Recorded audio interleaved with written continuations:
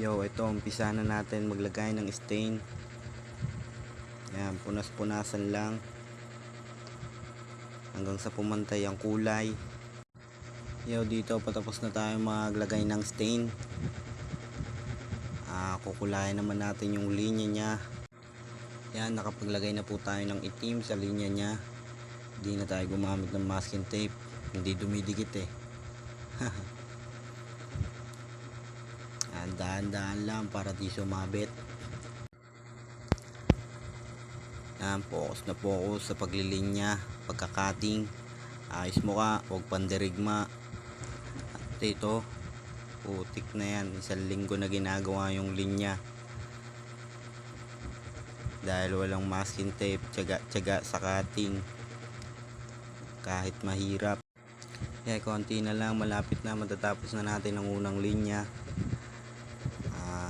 Ito, tapos na, konti na lang. Kipak, diba, galing.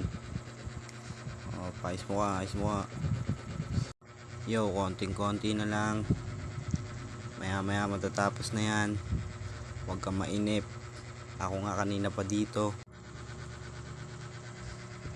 Yo, akala ko natapos ko, hindi ko pala natapos, punyeta.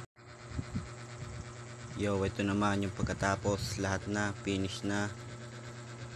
Ligpit na lang ng mga gamit, uwian na.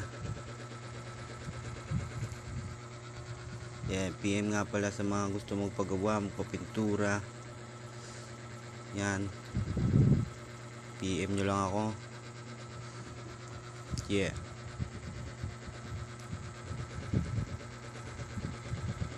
Napakaganda ng mga gawa natin dyan.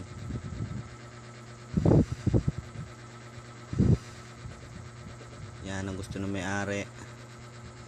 Flooring medyo makintab, maputi.